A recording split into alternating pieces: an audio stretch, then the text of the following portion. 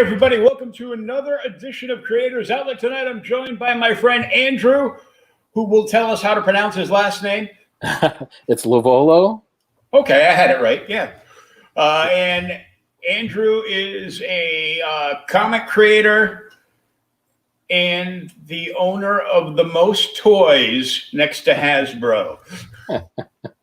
You can see some of them behind me, I think. Yeah, I get jealous every time he posts pics up. But Andrew just got in a new pre-order. God, I hate pre-orders. Give us your money now, and in 6 months, we may send you a toy. As a matter of fact, I had to go hunt this one in the wild. I saw that it was in stock up in Danvers at the Walgreens, so I had to grab them. It said 2 to 5 in stock. There was one on the shelf when I got there. Wow. So maybe I'll get my pre-order, or maybe I won't. But if I do, I'll just give it to a friend. Hi, friend. No, I'm just kidding. So Andrew's going to review the Moon Knight figure from the Marvel Legends line for us tonight, and he took a whole bunch of toy porn pics, and we're gonna go through that because you made some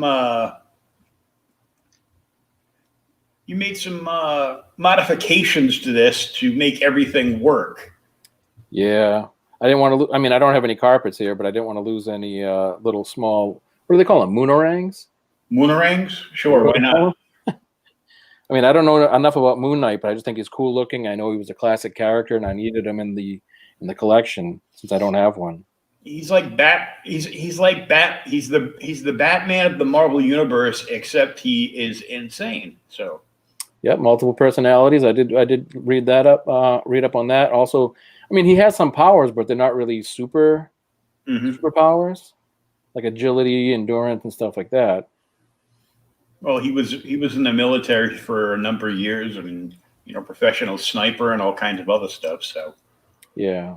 But I figured if you had some kind of like you were reincarnated by an Egyptian god, you might have, It depends what version of Moon Knight you're reading. There's been many incantations. The most popular one, comic-wise, I think, was when the artist Pratt was on the book some years ago. Oh yeah, and that whole run, like the first issue of Moon Knight that he did the cover on, blew up, and this is like 15 years ago. Did he do interiors too, or no? Yeah, he did the whole book. Nice. And but the first one he did, like within like a couple of weeks, it had blown up online and was going for like $50 to $100. It's crazy. But I mean, that character that in that iteration was more powerful. Like the power set. Yeah, they give and take. His craziness takes away from his powers. Mm-hmm. Like there was one run that I started to read, and basically everything in the book never happened. It was all in his head. Wow. It was all like 90% of everything was a hallucination. Like Fight Club. Yeah. To the 10th power, because he was like killing all the X-Men and the Avengers. Like he was killing he was fighting with Wolverine. He killed Wolverine, and yeah, it was crazy. He's died and come back a few times. He'll be all right. Oh yeah, Mark Spencer. But I thought it was very like I'm getting into Doom Patrol too, which I also don't know much about from beyond like the surface level. And I really love the show. I'm into season 2 now on HBO Max, and one of the characters on that show also has the split personalities, but each one has a certain power. Oh yeah, her. Yeah, she's awesome. Yeah, Jane. Yeah, crazy Jane. But so this picture here, I tried to capture. So he comes with the 2 different heads: the all black head with the silver eyes, and then the white hooded head that has a little bit of gray shading on it. And this one here is like the double-handed staff. I think it comes with a recycled gambit staff accessory. So he holds that pretty well in his left hand. At least that's the one I put it in initially. I think that this is on what they call the Sunfire, but was technically the Spider-Man 2099 like redesigned suit body. Oh, okay, yeah. which a lot of people like. It's got like the medium build, but still athletic. It's got the butterfly joints and boot cut and all that good stuff for guys who like accessories and girls. Yeah, I mean it looks great. I can see the mask pulling like tight across his face and kind of like the wrinkle effect across the nose from the material. Yeah, they did a good job on the sculpts, and it's a shame because the black-headed version or head sculpt looks cool, and it kind of harks back to that classic look on some of the covers, but you lose a little bit of the detail because it's so dark. Yeah, I I like guess like that's the idea. the silver sparkle in his eyes. Yeah, that's a nice touch too. And again, the subtle shading that looks to be that printing technology they have Oh yeah. that they use like on the human characters. Hmm. A lot of the 3D printer stuff comes out like great, and then they just mold off them. Yeah. So this is probably digitally sculpted too. Yeah, and the hood looks cool, but when I look at this, outside of knowing it's Moon Knight, I look at it and it makes me think that they might have reused the hood from like one of the original Hobgoblins. Oh yeah, yeah. I haven't done a comparison. I think it's pretty different from the most recent Doctor Doom though, which also had two different hoods for the classic and the modern. Hmm. But I'll have to take a look at those goblins. I always miss the Doctor Doom when it comes out. It hits the shelves and it's gone like that day. That new one was fire. It was like really popular, and the detail was insane.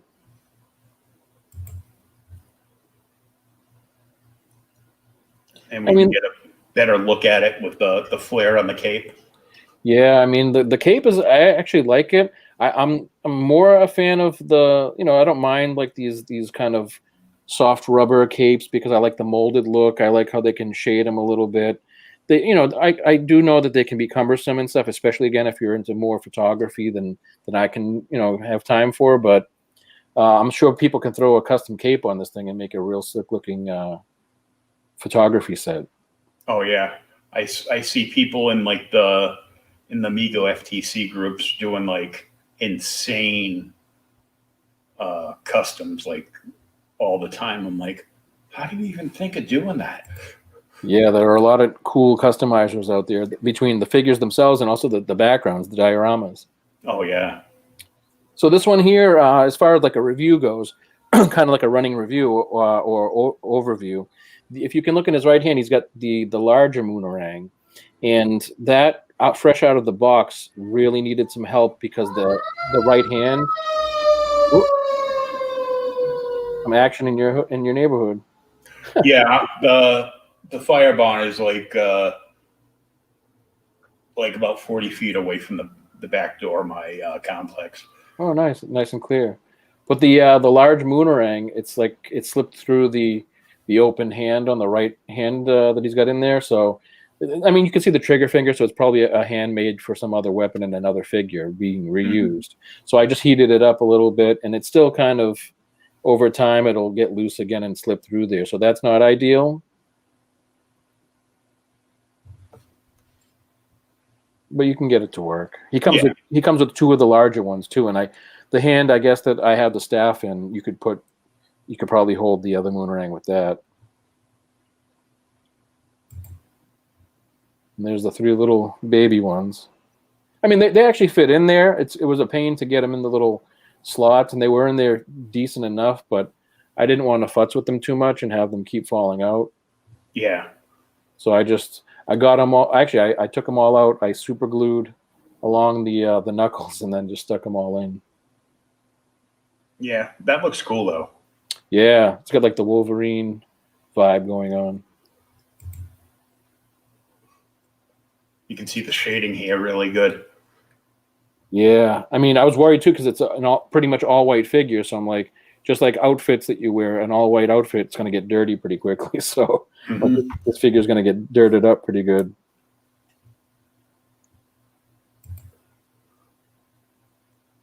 And they pull the silver into the chest emblem too. Yeah, that looks good. It's basic, but it's on point to the character. Now, is that decaled on there, or is that actually painted on? Yeah, that's not sculpted, so it's just a deco. Okay.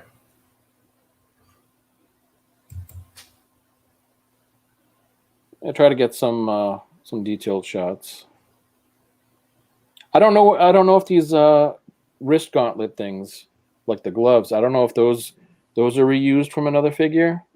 I didn't really get a chance to take a look yet and see in the collection what those might have come from. I'm looking at them and all I can think is Space Ghost. Yeah, I mean, I'm trying to think of like another Marvel character that would have had them, but I don't. I mean, I'm surrounded by them, but I don't see anything, especially for the boots, because he's got the boot cut. And every time that you reuse this body mold, like I say, from Spidey 2099, or like that was a good shot too. You can see them in this shot, the boots, how they have the same striations. Mm-hmm. So I don't know. They may be unique to this figure, but they may have been pulled from someone else to save a few bucks. Yeah, it looks like there's some great articulation everywhere on this character, though. Yeah, definitely. This is like a body buck, as they call it. Has the mid waist. I mean, it's a traditional what they call ab crunch. You have the floating belt piece, which is pearlized paint, so it sticks out from the flat white around it in the costume, which is cool. Mm-hmm. And that's a nice, unique belt. That's unique to this figure. So you have the regular ab crunch that goes down pretty good. You have a waist swivel underneath the belt. It's got the thigh cuts, double jointed elbows and knees, boot cuts as mentioned before, and it's got the foot hinges as well as the well-known Marvel Legends ankle pivot. Oh, nice. And the wrists also turn and swivel. But I think, a lot of the poses will come from those butterfly joints. Oh, definitely. So here's just, sometimes I try to take a few in shots where I turn down the actual room light, and this light that comes in that you've probably seen millions of times in my Facebook feed. That's just the little bulb on the hood of your stove. Mm-hmm. That's what that is. So I just throw these guys up on the countertop and shoot with that just for some dramatic lighting sometimes. Usually I shoot with the white, like a pure white background to pop the figures, but because he was all white, I flipped it over to get the contrasting background. Yeah, we wouldn't have seen him at all. Yep, just disappear. I like this head, though. You like the blacker one? Like the black head sculpt? Mm-hmm. Yeah, I'm torn, to be honest. Again, because sometimes when you look at the white head and you see the shading around the eyes, and it matches the costume. But then again, for the shadow and just thinking back to those classic covers, this one I think is a better. Yeah, for the old, for the original Volume 1 of Moon Knight and his first appearance and everything else. Yeah, definitely. This is more like it, but I do like all the detail you get in the white face. I think aside just from that issue with the hand not holding the moonarangs, and I'm probably going to get slaughtered in comments for not knowing the name of these things, but I think, aside from that, all that could really make this figure any better would be a custom cape that had wire in it or something. Yeah. But I'm happy with this one because it kind of also acts as there's my bloody knife. Oh, it's the bloody knife. That's what I was going to start the podcast out with, just cleaning it off. I should have came on with my Michael Myers mask. Well, we could have done that, yeah. Well, we can do that another time. True. So, overall, in the Legends of Legends here, how would you rate this figure? I think going by what a lot of the YouTubers that I watch, they usually use the 10 points. I mean, articulation for this body, it's probably a 9 out of 10. I don't know why a lot of people on YouTube don't like to give perfect scores, but I would give it a 9 out of 10 for articulation. I think the sculpt it's been reused and it's basic as far as the deco, but I think again the juxtaposition of the pearl paint on the gauntlets, the belt, and the shininess of the logo and the eyes, I think that makes for little more interest than it could have been. Now, see, just playing with this figure in front of me, I've lost the moon ring. It's gone. Found it. It was under mirror. Mirror, mirror on the wall. Aquaman's wife. But yeah, so that's this little fingernail. Yeah, they're like so tiny. And the other ones are ridiculous. Like it's hard to judge because the camera's backwards here, but you can't even. Oh, there you go. Put on a dark background. But yeah, that gets lost on the white. Yeah, but when you turn it just right and it's up against like your shirt. Yep, where my fingers there. Oh, your fingers there. Yeah, you can see it really good. But yeah, I would definitely give it a high rating. I mean, again, basic design compared to everything else on my desk here or behind me. And I really wish that I could pick up my iMac here and bring it over there to show you some of the cool figures. But maybe another time, or if I can do this from my phone or something at some point, that would be cool. Yeah, you can do it from your phone too. Oh, nice. Still getting used to this whole podcast technology stuff. Yeah, me too.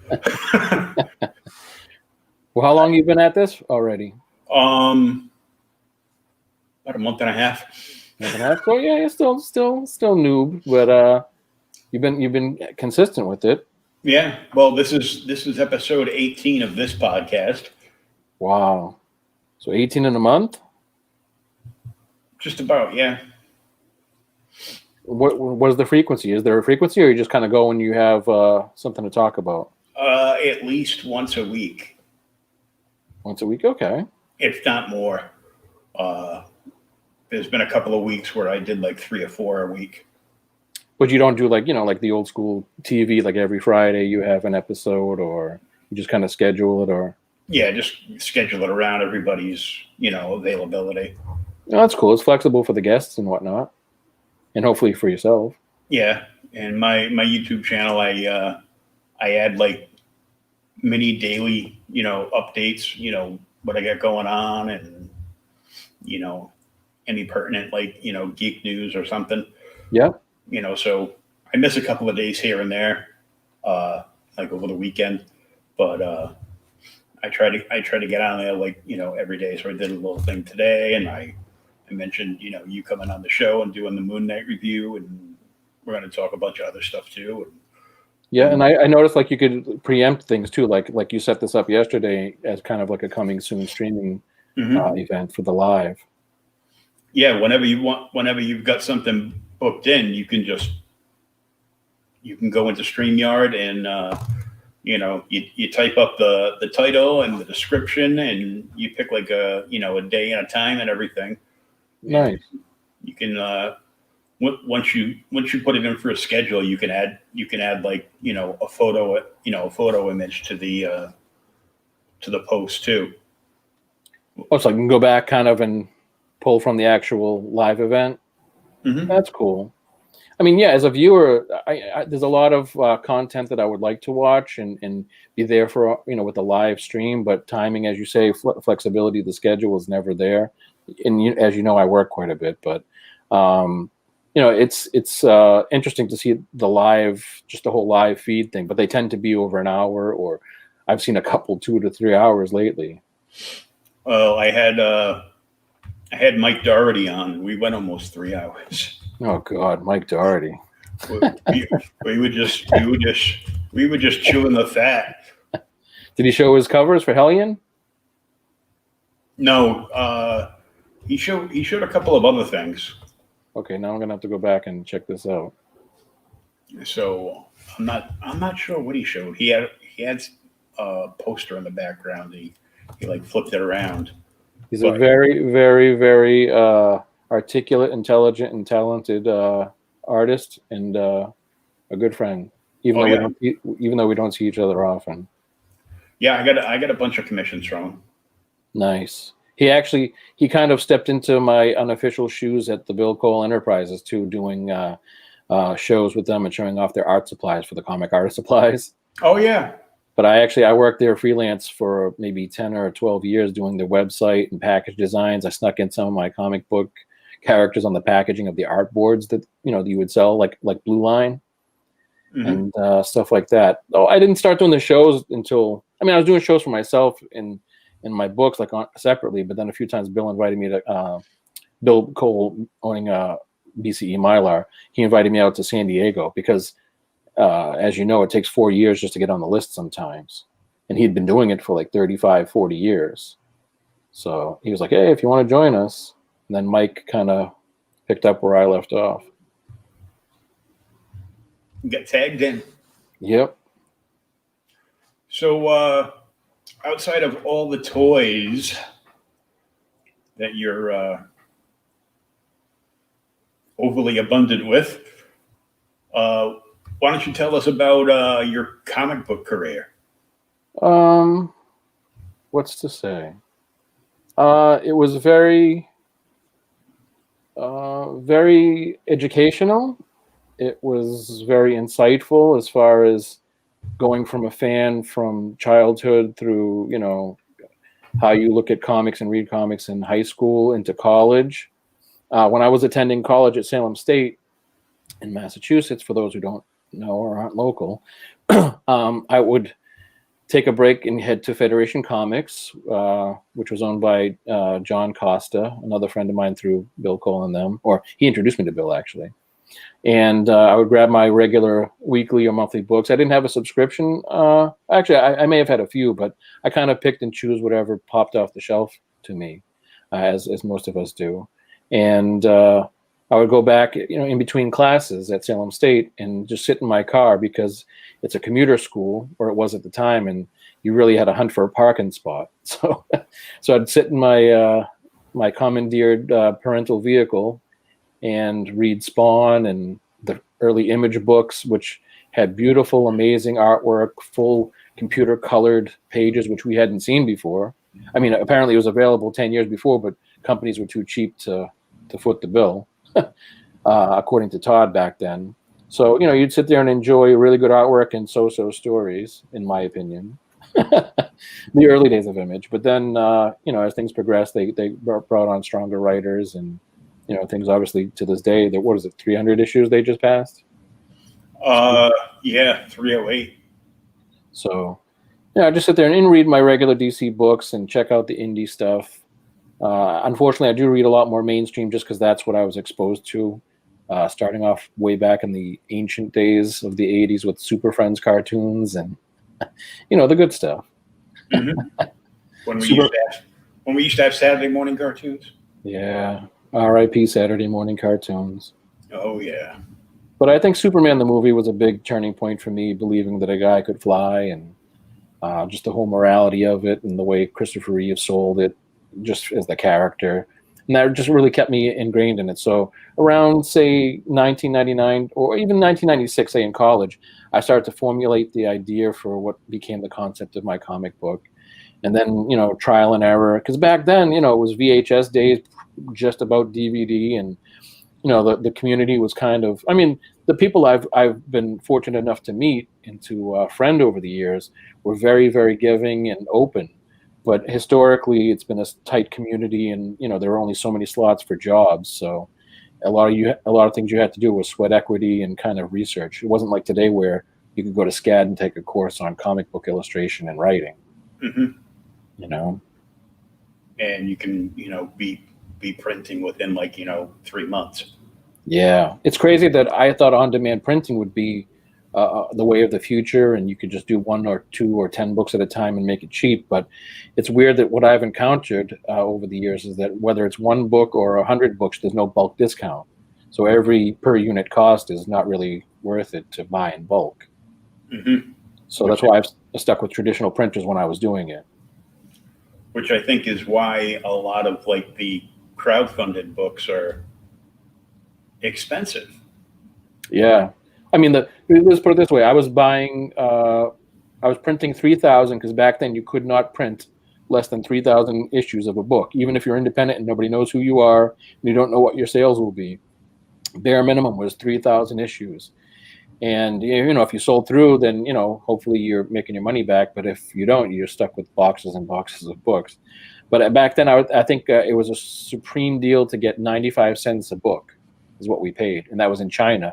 But they printed them way too tall compared to the American books. and there was somewhat of a language barrier too, so you couldn't really explain certain things. You just kind of got what you got. But by the time I printed issue 5, which was the last printed issue that I put out in a 6-issue series, still working on the 6th one, and I'm going to get a lot of crap for not having that out yet. But by that time, you could do as low as 1,000 books, which is great because a lot of people will always run out and buy number 1 or number 1 and 2 just to read and test out to see if they like it. Plus, number 1 is always collectible. So people will buy number 1 and put it in a bag or whatever, a sleeve, and hope that you die soon so that they can make money. Yeah. Pretty much, yeah. All the people. I remember the shop I used to go to and actually work in. There were like 2 or 3 guys that would come in and they wouldn't collect anything in particular except number 1s. Huh. Well, number 1s are worth the most. Like Superman number 1, I go, well, the original Superman number 1, yeah, because it was the first appearance of Superman. Yeah, no, people didn't know what comics were back then. You know, I go, most people's grandparents, like I know my great grandmother threw on my mother had all the, all the original, Disney and, various other, like the funny book comics. Right.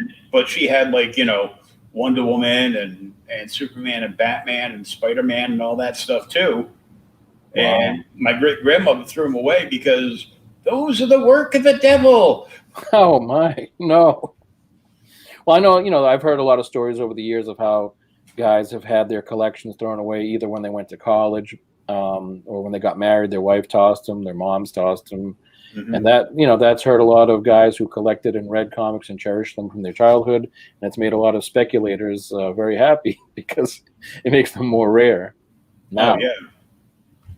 Oh yeah, because I've been selling some of my collection, online, and I will, foolishly put an ad up on, Facebook that I have, boxes of comics available, and you're like, what do you want for them? I go,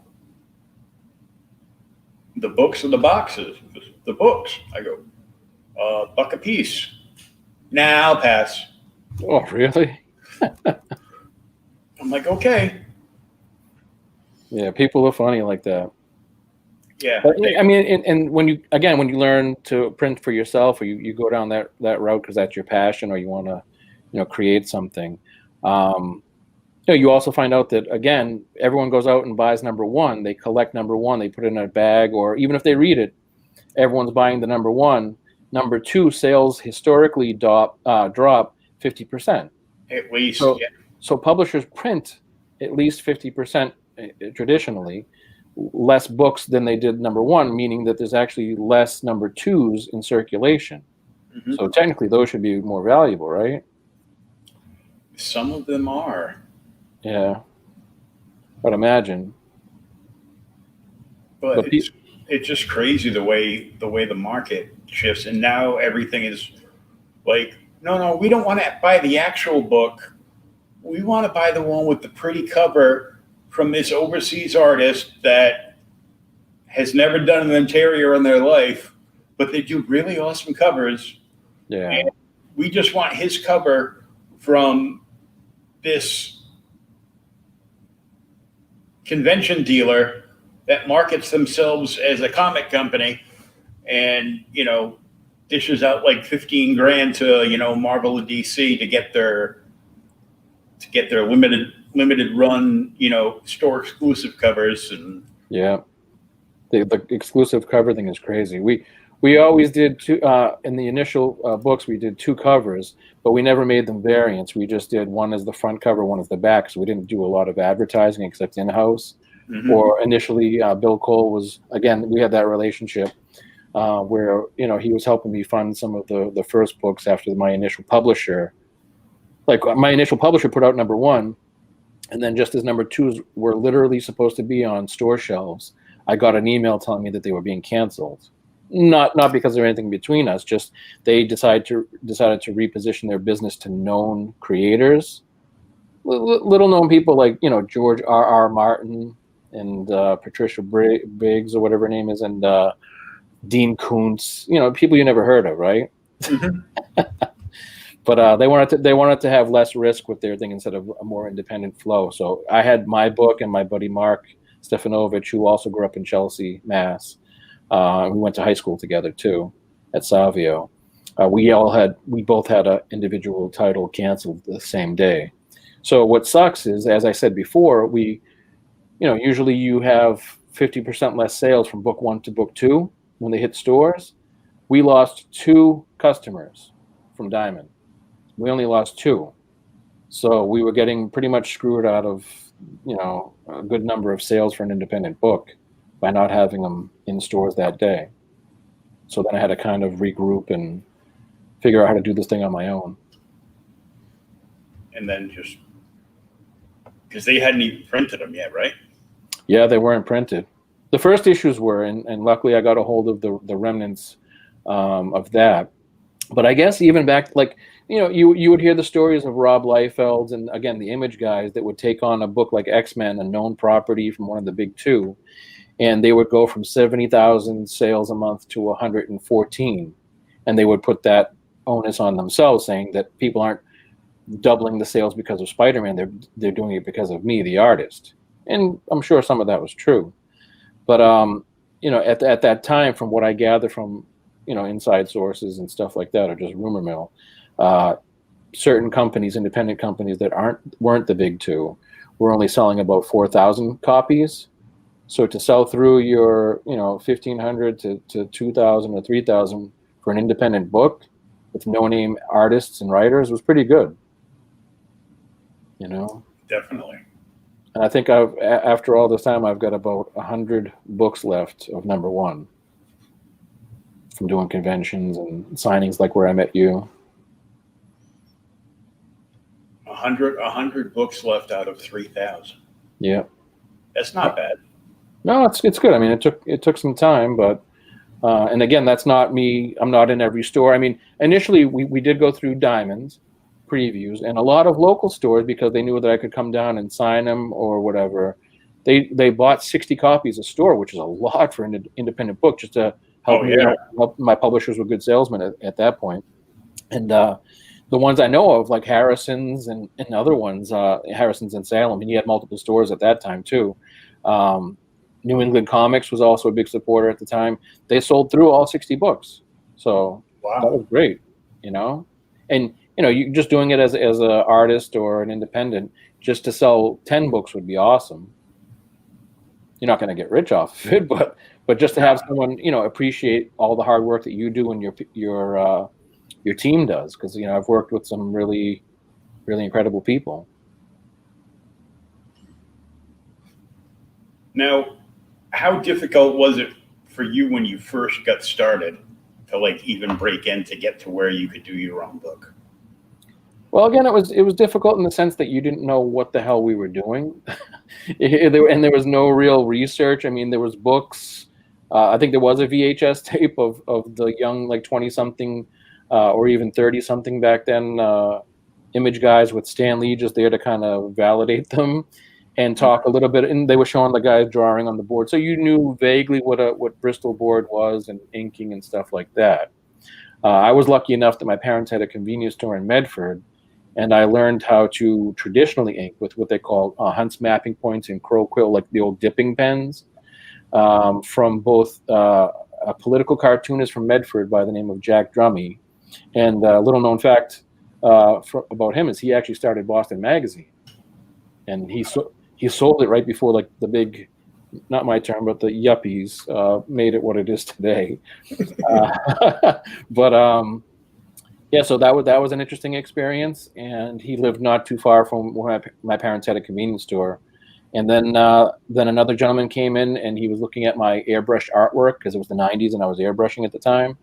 And he said, "Oh, my brother does this as well, and he's a cartoonist." And we were like, "Oh, who's your brother?" And turns out they were also from Chelsea, a small world, but I wouldn't want to paint it. And his brother was Alex Howell, who had his own comic strip and papers called Butch and Dougie.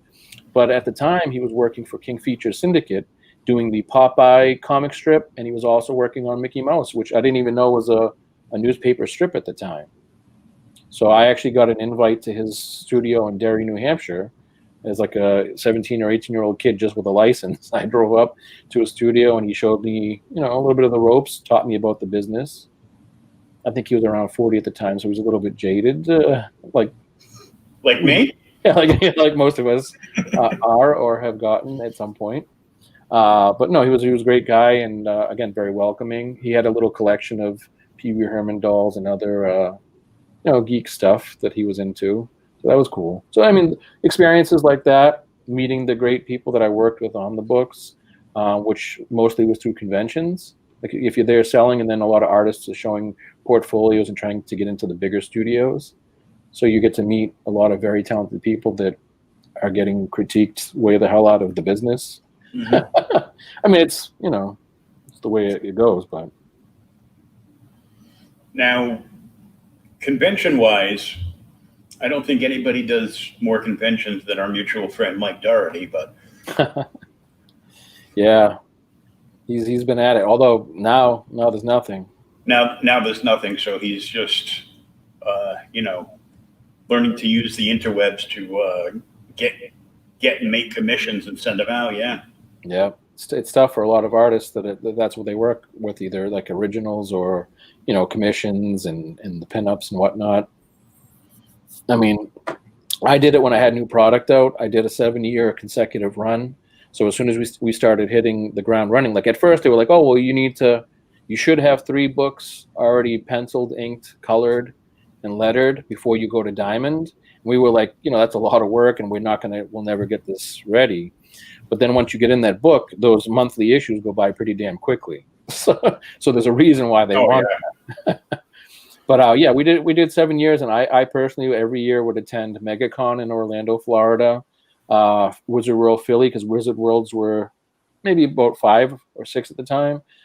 Chicago was really great because that was the 4 corners of Middle America. So you got to meet people from all around that were all fans of, the same stuff that you were into. And then I was lucky enough for San Diego twice. And Chicago's the C2E2 show, right? Yeah, that's the thing now. Yeah. But back then it was Wizard World. You were way out. I think C2E2 is closer to the city. And I've never, unfortunately, attended that one. But the other one was in Rosemont.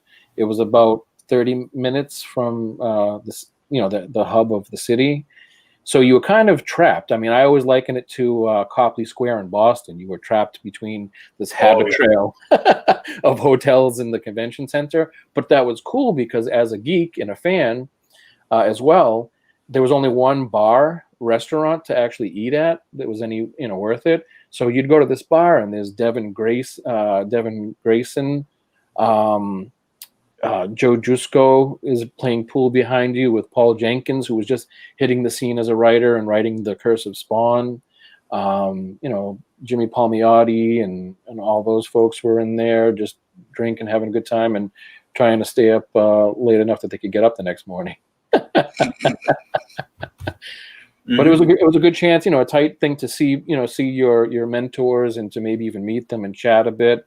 And then, the stray vision of, I saw this tall Jesus-like figure walking down the hall one day, tall, lanky dude with long shoulder-length hair and a goatee. Thought it was Jesus, and it was Peter Mayhew. Chewbacca's just strolling down the hallway. You were like, hi, and he was like, yeah, I didn't understand a word he said, but but it was just a cool experience, Yeah, I met him. Before the conventions really came to our area at all. There was some kind of. It was a convention, but it wasn't a convention. You know how they were back like in the 80s. Yeah, like half flea market, half collectible show or something. Yeah, it was some kind of like sci-fi tech convention thing, but they had Peter Mayhew, Jeremy Bullock, David Prowse, and somebody else. I think the guy that was Greedo. Oh, nice. And did he shoot first? No, I doubt it. But I mean, I was poor then, like I am now. So, I've come full circle, I guess. I had, I think I went with my buddy Dave, and I had I was in a car accident or something happened. I had my arm was like in some kind of like weird sling pressure bandage. Not broken, because I could never break anything, because I always wanted a cast. Just wanted something to sign, get signature. Yeah, you just wanted some girls to feel sorry for me. Aww. But that never worked. But they had some weird gyroscope thing that you could go on, and pardon my French, but I was screaming like a little bitch to get out of there. Hey, at least you got on it. So well, hold on. I go, I am. Do you see my arm in the medical thing? Was this at the show or at the hospital? No, this was at the show. But I got to meet. I met the original Apollo, who is now since passed. And Richard Hatch, right? Richard Hatch. Yep. I sat and talked to him for a good 45 minutes. And I was like 17 or 18. Nice. So I'm like, this is when we still used to be able to watch the original Battlestar Galactica on the weekends on Channel 56 or 38 or something, Yeah. And so I talked to him, and he told me all his stories about trying to bring the show back and, try to make a movie or, the books he was writing. So I got an autograph from him. And then next to him was James Hong. Oh, yeah. I think that was the Jolly Jim flea market / sci-fi collectibles thing, because I saw him at something too. He was the Bring Me the Girl with the Green Eyes from Big Trouble in Little China. Yep. And he was he's been in so many things. Yeah, Blade Runner amongst the other stuff. Blade Runner and Big Trouble are like the two most infamous roles he's had. But he's had walk-on parts and a million other things. Like he was on I think he played a character in 2 of the different Superboy series. Oh yeah, because he had he had like 60 or 70 pictures of him that you could, from various shows or movies, that you could buy off him really cheap, especially compared. Yeah, give me $1,000, you can have this picture. Another 100, I'll sign it. Terrible. But yeah, he signed his Lopan picture, and awesome. He's sitting here like this with the fingers crossed, and he said, "Bill, bring me the girl with the green eyes." Nice. I think that's where I saw Chekhov. Walter Koenig, yeah. Because that was another funny one where it's people are waiting in line for hours and hours and hours, and I was interested, but as a teenager, and like you say, limited funds, a person from an inner city, it's like I'm not really going to be blowing a lot of dough on an autograph today. So my mom, I think my mom actually took me because I was still not able to drive, and then we just sat down in the food court grabbing a piece of $9 pizza, and he was right next to us with some girl half his age, probably the handler or something. But so it's those weird little things like that. And then I'm walking around from table to table just looking for Star Trek memorabilia or some stupid stuff that I was collecting at the time. And I see this big Sasquatch goof, and it wasn't Peter Mayhew. I see this guy, he's head to toe in a white outfit, like a jacket, and these little musical notes all over his outfit. And I'm right behind this guy trying to look at tables and stuff. Long black hair, and I'm like, who's this? Who's this in that bag? And it was Tiny Tim. He had like all these music notes all over his outfit. Tiptoe through the tulips. Yep.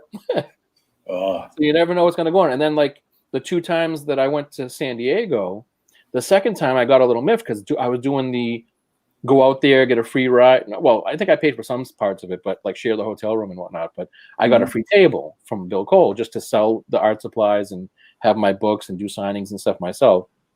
And I get there, and our friend, he liked to have, he sold wrestling merchandise, and he wanted to have this guy who was handling like a lot of the older actors and wrestling guys. He wanted to strike a relationship with this gentleman who thought he was Bret Michaels. He had like long blonde hair and the bandana and stuff, the cowboy hat. And so anyways, he's like, he somehow swindled half of my free table for this guy to bring someone over and use our table for the show because he didn't have enough room. I think he had D from What's Happening, a wrestler, and someone else at his table. So I'm like pissed. I'm like, this is my table. I know it's free, but it's like, this is a deal we worked out, right? So the next thing you know, this dude rolls up, and it's Lawrence Hilton Jacobs. Do you know who that is? The name you won't remember, but if I told you Freddie Boom Boom Washington. Oh yeah. Yeah, so he's like standing right in front of me. Grew up on Welcome Back, Kotter. Loved the show, and this is the dude that I'm going to be spending my whole Saturday with.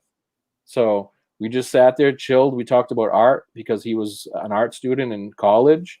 He was filming something for BET with Jack A from 227, and great little chat. He had just had, I think, grandkids, and I had nephews through my sister. So we were talking about being a new uncle or a new grandfather. And we just chalked it up. And he, like you say, he had the pictures out for people to buy. And he had never done a show before. So that was his first experience doing a convention. He actually came back the next day because I don't think he had an idea what he was getting into sitting with me. But he came back and he says, yeah, man, it was mad cool to sit with you yesterday. And, so to hear that from Freddie Boom Boom Washington, that was a highlight of that year for sure. Oh, definitely. I think we might have been at the same show with Walter Koenig. Oh, definitely. Because I made a bunch of friends through going to the comic shop, and a few of them I'm like still great friend. Like we're like really tight, like almost like family. And my buddy John, who's big into Star Trek, and I was big into Star Trek, and the original series movies was still coming out at that time. Yep. So we ended up being friends, and he would come to my house and I'd go to his house, and as long as I could get a ride, because I was lazy and didn't want to walk anywhere. Now I'm in a wheelchair and I can't walk anywhere anyhow. At least you got wheels though. Yeah.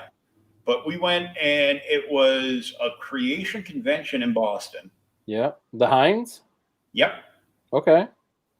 And we got the tickets. His parents both went. And they would go, around, be like, okay, just meet us back here at, by like this time, unless we run into each other. Okay. And, we go in and we're waiting in line, and they would hand out the programs for free. And they would just like black and white newspaper programs. Oh yeah. Yeah. And, all, grayscale and black and white. Nothing too fancy for your ticket price.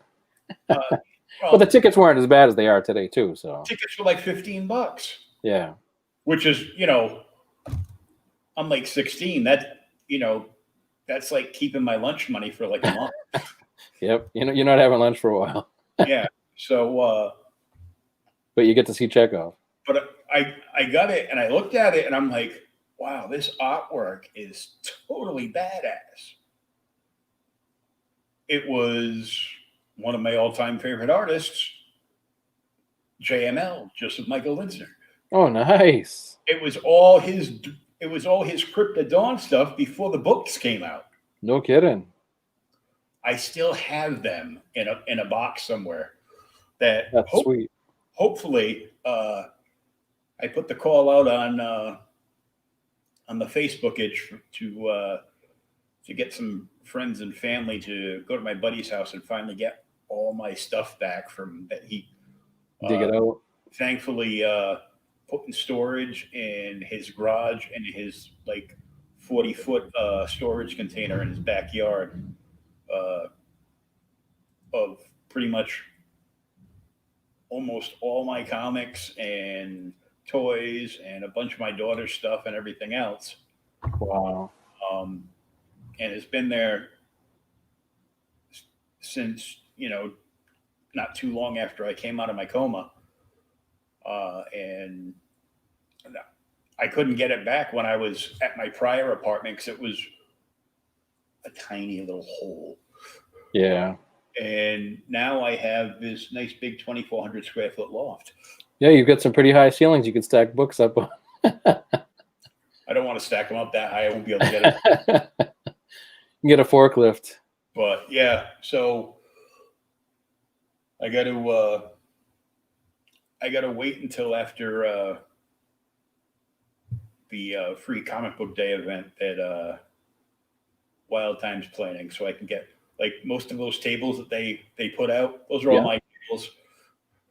Half of the bookshelves inside the store are all mine. Oh yeah, that's the show in August that they were planning to do still. Yeah. Yeah, I'm hoping to get down there myself with my friend Michelle, because she's hopefully going to have her first novel out.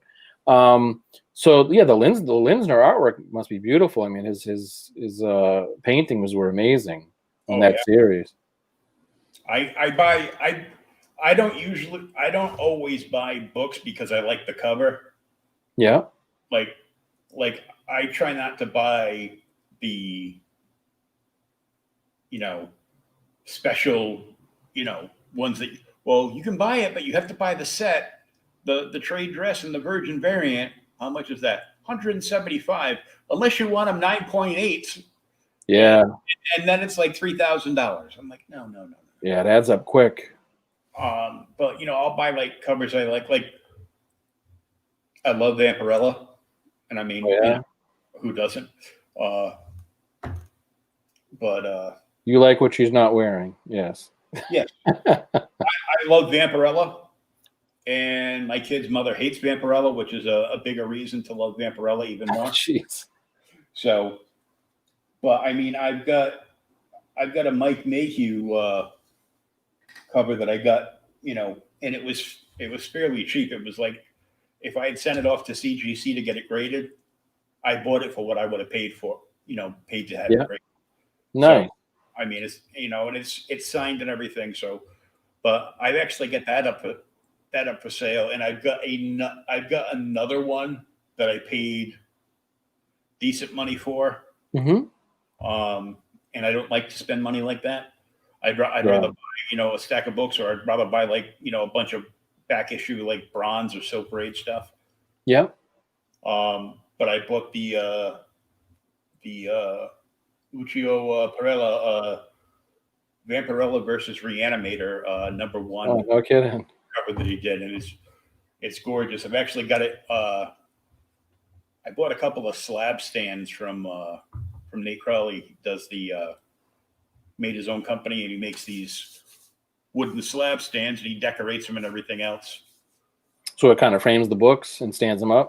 It does. It stands them up, yeah. Nice. He's got like a few different kinds. So I've got my Vampirella like way down the end over here in the stand there. So as long as you can get past it and check it out from time to time and enjoy it, right? Oh yeah, I can see it. I know what it looks like, and I go down there. Once I get some help over here to rearrange the furniture, it'll be even better. But so I have a lot of like exposed white walls, but well, I shouldn't say exposed. I have some open white walls, but the desk I'm on right now is one of those like up and down desks, so I can't put too much stuff around here, and everything else is covered by a series of adjustable shelves or bookshelves or some crap. You know how it is. Well, over here I've got, because this used to be a factory, so there's like ledges everywhere. Yeah. So the windowsills are like 2 feet deep or 1.5 feet deep. Oh, so you have a lot of nice display space. And then there's other ledges in between, because I've got like 1, 2, 3. I have 5 windows in this room, but the windows are like 4 to 5 feet wide and about 12 feet high. Wow. You got good light coming in. So, I got plenty of natural light during the day. At night, I don't have anything. There's no overhead lights. So no signage blinking in the windows. No. I've got I've actually, the back parking lot goes right out to the freight yard for the train. So nice. every 2.5, 3 hours, you just hear a train whistle for like 15 minutes. Like, we know you're there. Shut up. They started doing that again at my hometown when I went back to visit my parents this weekend. I heard an engine that as a kid you didn't hear it too much, but I guess it's a new thing when they go over the road, you have to do it. So for the pedestrians or the cars, because there were too many accidents or something. Yeah. But you could hear like a few blocks away, which was kind of crazy. Now, since we were talking about covers, do you mind if I shameless plug or show you some cool artwork? Yeah, come on, bring it up. All right, one sec.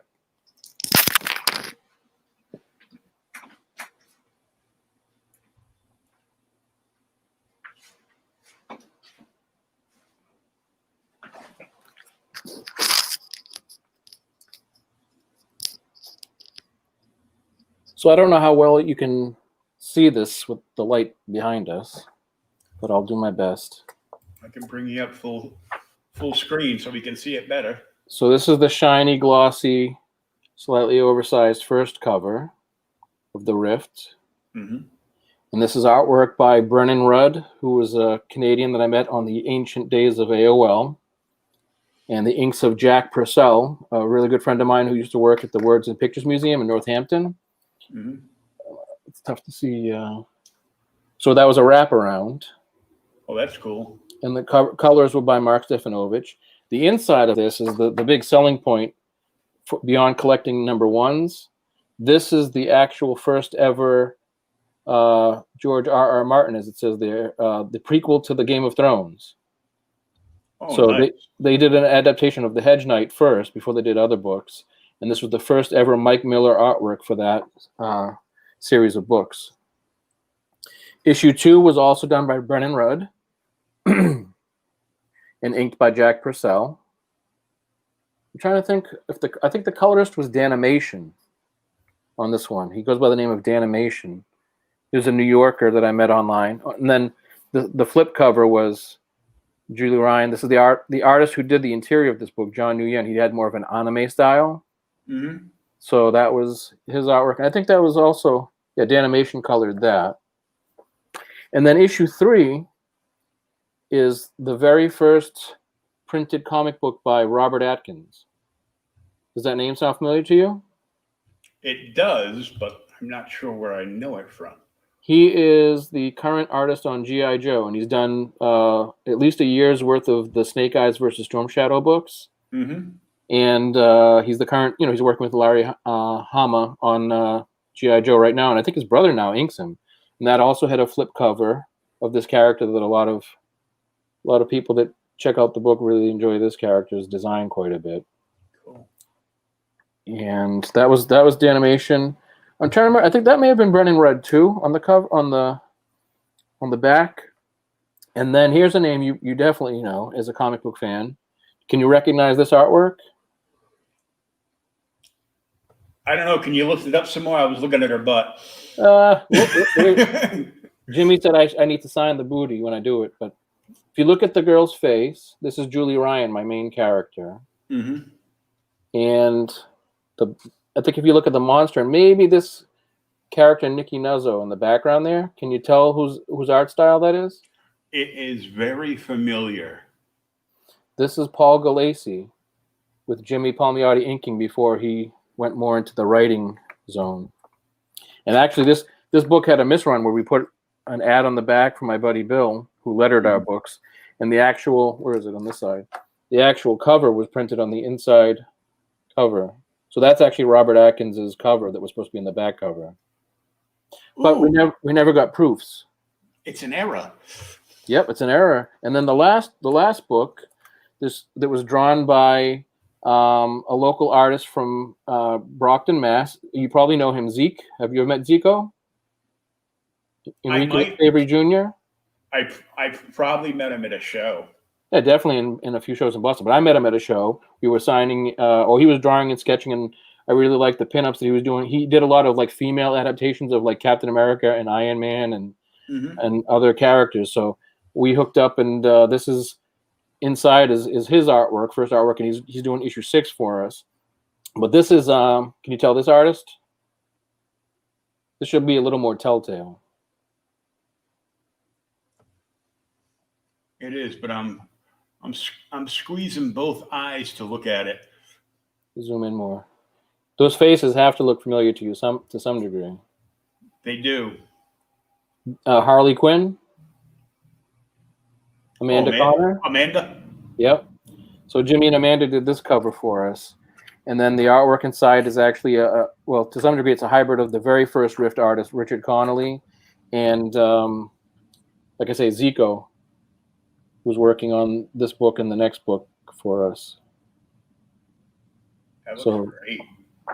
It's like one of those things where you hear a lot of the names of artists when once they've been on other books, but this is actually Zeke's Heroes and Villains. I got to get used to this whole camera setup, but that's the Heroes and Villains facing pages. Cool. So, thank you for letting me show them off. Hey, that's why we're here. I just like sharing. To do geek stuff. Good artwork, great artwork. So, I mean, yeah, that was part of the experience of like in self-publishing is you don't know what you're going to do, where you're going to end up, and to either meet people that were up and coming and would go on to do, really cool things and really cool, handle properties. One of the pinups in here is actually from Ryan Stegman, who's killing it on Venom right now at Marvel, and the Absolute Carnage was just finished. And then to work with people like Paul Gulacy, who are the top, under the top 50 artists of all time. It just so happened I was working with the guy I met on AOL, and his name was John Carbonaro. He used to own JC Comics back in the 60s, in like around Tower Comics days, and he owned the rights to the Thunder Agents, which I had never heard of. So do you remember that book? Yeah. I've got it somewhere. Oh yeah? Just one, or you got a couple of them? I think I have a couple. So he introduced me to that, and I think at the time, Penthouse Comics was publishing Omni Comics, and it was a magazine, but they had like an 8-page comic book kind of like sub-story, and Paul was working on that with Jimmy, and John wasn't very computer savvy. I was a college kid with a $1,000 scanner that somehow I saved up and afforded when everyone else is eating ramen noodles. And I made a deal with him. He sent me all this original artwork, the original boards of the inks of Paul Gulacy's art. There's like a big stack of it to scan and send him digitally on a floppy disk or wherever the hell we did back then, because you couldn't email it, that's for sure. And that's how I met Paul and Jimmy, and eventually got them to agree to working with me on the covers. That's awesome. Yeah, so you never know, man. You never know. Well, just like one of my favorite Hulk artists. The Herb Trimpe? No, that's my favorite Hulk artist. I said one of my favorite Hulk artists. Okay. Dale Keown? Yep. Got shocked as all hell when I saw a set of books at Wild Time, like in the back on the wall, not very expensive at all, and it was Dragon Ring, which was Dale's first work. Oh yeah, he just posted something today on Facebook of Batman something or other. It looked awesome. Oh yeah, really sick. It was just penciled, so I don't know what it looked like if they colored or whatever, but I don't know if it was an exclusive or like they're doing all that convention that would have been a convention type of thing. Oh yeah, all the virtual cons, yeah. Yeah. We were actually a sponsor for the Comic-Con line one a few weeks back. The actual San Diego one, or No. It's called Comic-Con line. So comic and then CONLINE. I know that, like, there's been a lot of these like comic at home type of things, right? Yeah, well, San Diego did theirs, and then there was the one that we did, and there's been like 6 or 7 other ones, but most of the recognized artists just go and do like live streams every couple of days, like live drawings, and they're like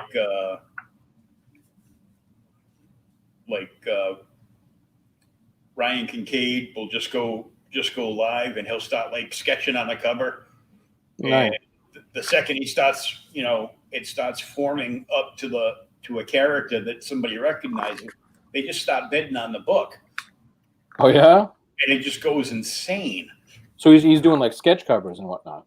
Yeah, he's doing sketch covers and whatever else, but mostly sketch covers on various books. And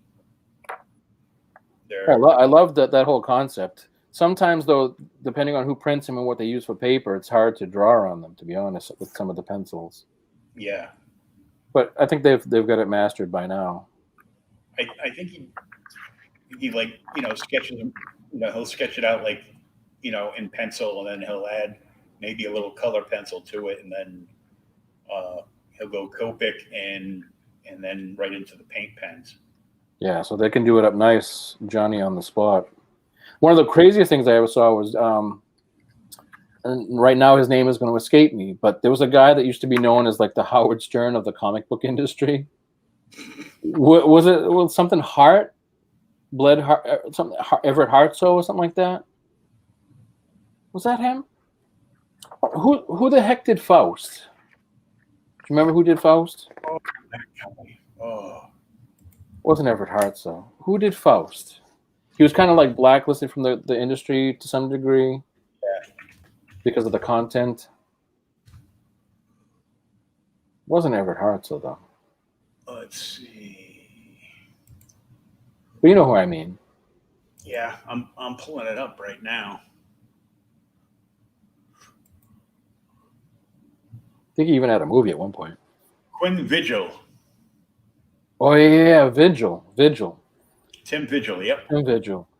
I sat next to him at one of the Florida shows, the MegaCon shows, and this dude, I couldn't believe it. Like I'm sitting there, a noob to the scene and sketching when I could, and just to kill the time and selling a few things here, $10, $15, whatever I was charging.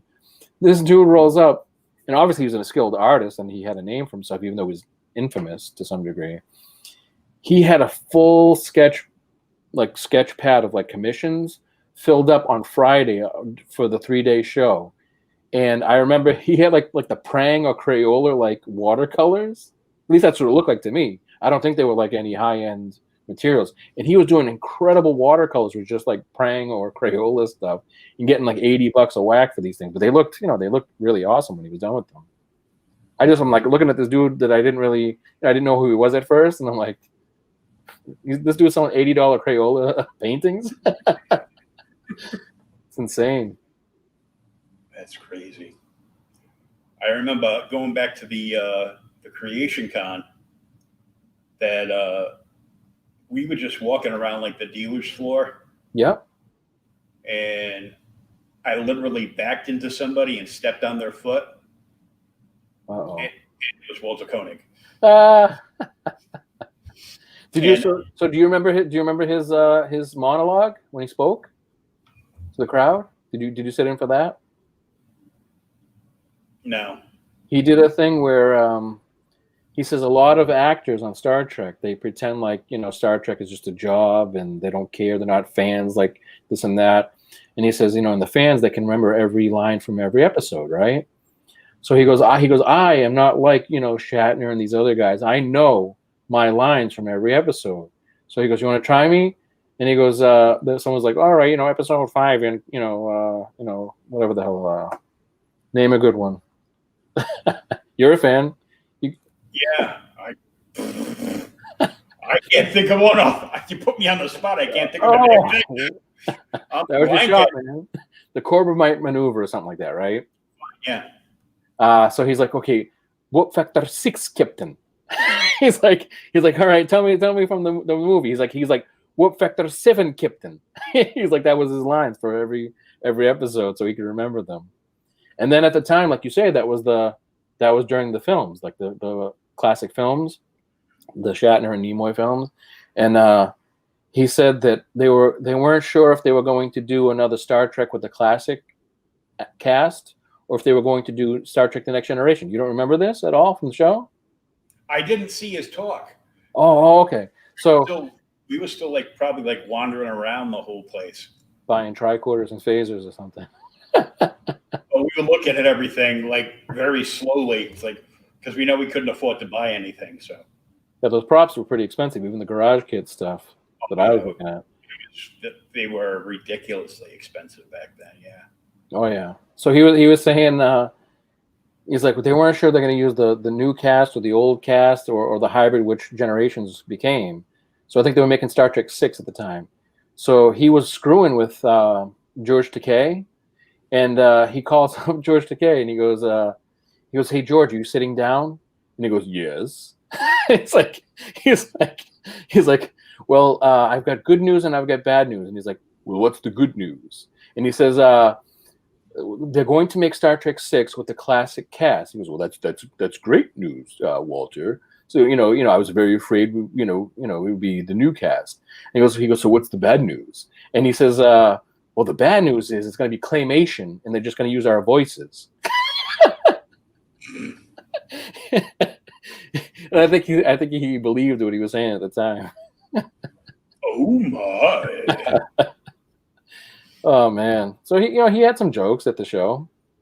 And did you ever see LeVar Burton at those shows? When Next Gen came on? That was at the Heinz too. Yeah. I went to 2 creation shows. One was the Koenig one. And the funny thing about that is because by the time we messed up all the times on everything, and we missed that whole thing that you were just talking about. Oh. So he was already off stage when we got there. They were doing, they were auctioning off stuff from dealers. Oh. And then, we walked back in and he was goes, we gotta go. We gotta meet my parents. Okay. Well, apparently his mother and father were sitting down at the cafe, having a cup of coffee and, just chatting. And Walter went walking by, and she said something to him, and he sat down for a second. He goes, my son and his friend are here to see you, and we haven't seen them in hours. We don't know where they are.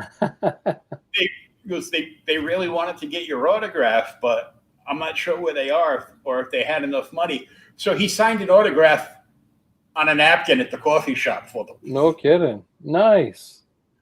I mean, that's always good when the people that you see on TV or whatever that you relate with on a show that it's a favorite or you like them as an actor, actress. When they're actually cool, down to earth people. And I didn't mean to interrupt you, man. So you said you stepped on him. You walked on this guy. I kind of stepped on his foot by accident, and I apologized. He goes, "Oh, it's okay." And then I got a dirty look. I go, "The footstep was invented in Russia." And he shot me a dirty look and he just walked away, and I'm like, okay. The other one we went to was with Nimoy, and he wasn't going to show up because his father had passed away earlier that week. Oh, damn. But because he's from Boston, he was in town. He wasn't meeting anybody. He wasn't signing anything, no pictures or anything. Yeah. But because he was in town and because he was from Boston, he got up on stage and just talked for 2 hours. That's awesome. He's one of the ones I've never, even Shatner, I've never seen them in person. LeVar Burton, I've seen Michael Dorn, Armin Shimmerman, who played Quark on DS9, amongst other shows. What I liked about LaForge, if you had seen him, LeVar Burton, was again, these people play like they're just actors. They take it as a job and it's a paycheck and whatever. But like, some geeks were throwing some questions out, like, if Geordi wears a visor that can only see the electromagnetic spectrum, how does a blind man like Geordi see the control panels to operate them on the Enterprise? And you thought this dude was gonna, like, drop mic or whatever. He's just like, well, he goes, well, actually, sir, everything gives off an electromagnetic frequency. So Geordi may not see it the same way you do, but he can see it, and the visor, translates it for him. And I was like, booyah, right there. There's your head geek right there. So it's cool, like, just seeing how into it some people are. Like, I know I met and spoke with Jonathan Frakes at the Sheraton. What is it, the Super Mega Fest thing? I was actually Zeke, my friend that I showed you the artwork of, and I were the first comic book creators or artists at that show, outside of, like, Marianne from Gilligan's Island was there, Richard Keel from Moonraker, and Michael Myers, the guy who, like, took the mask off for a second. They were all there that year. The kid, you remember the movie with Richard Pryor and Smokey from Smokey and the Bandit with the kid, the toy? Oh, yeah.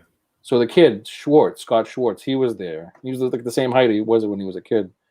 And but we were like the first comic book people there that weren't Hollywood actors from yesteryear. So Jonathan Frakes was more of a contemporary, and Leslie Nielsen.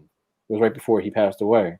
So I rolled up to him and I gave him a set of books because I liked his work. He directed First Contact for Next Generation. He's directed a lot of Star Trek since then. He did a thing called Clock Stoppers or something, and the live-action Thunderbirds movie too. So I gave him the books and just said, hey, I'm a fan of your directing. Obviously, a Star Trek fan too. Feel free to take a look at the books, and maybe something can come of it. And he was like, well, I appreciate it. And he was nice, but he basically admitted what he said plenty of times before. He's not into science fiction. It's more of a job for him, even though he's done a lot of directing of those shows. So, but at least he was nice about it, Yeah, and the bad guy on Gargoyles. Oh yeah, that's right too. Yeah. Gargoyles was pretty much, 3/4 of the Next Gen cast. Yeah, because Troy was the girl there too, right? Yeah, the lady cop. Yep. Oh no, wasn't she the one of the female gargoyles, whose name escapes me right now? Like Esmeralda or something like that? It might have been, yeah. I know Michael Dorn was Goliath. Wow. I used to love that when it was on, but I could never catch it live. Now you could DVR back then. now you can just watch it on Disney. We buy anybody that tries to compete with us. Well, I think that was a Disney original to begin with, but I tried getting into the first few episodes and they were nice, but I think I'm such a HD whore that I needed to have the the widescreen and the better quality. Mm-hmm. I remember the last show I tried to go to was right when they were still chasing the scumbags that blew up the Boston Marathon. Oh yeah. So they were still chasing him down, so they canceled the show. Yeah, I remember that. That was at the Heinz too, before they moved to the Seaport. Yep. And I had actually got one of the big signs, one of the signage things for the stores that they would, send out to the stores to hang up to advertise the con. And Randy had 2 of them. I go, can I get one of these? Because I'm going to the show. I'm gonna have people. I want to get people to sign these. Nice. And he's like, yeah, sure. But then everything happened, and that was another failed attempt to meet George Perez. And oh no. Because as soon as they said we're canceling the show, Boston's locked down. Everybody and their brother is hunting these terrorists right now. Yep, I definitely remember that. George's wife said, "Spin around. We're getting right back on the plane." So they were already in town.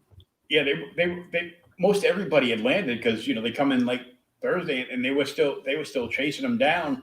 Yeah, it was like a week. I think a week from the incident, or within the same week. Mm-hmm. Yeah, I actually when I was in Florida one year, it wasn't so much George initially, but there was a guy that he works with closely that does like a magazine all about Perez, like all about his artwork and stuff. And Mhm. he had a table next to us that he was hardly at the whole weekend, but he was there a few times selling the magazine. And at one point, George came by and said hi and all that stuff, which was kind of cool. It's crazy that he almost lost his eyesight a few years ago.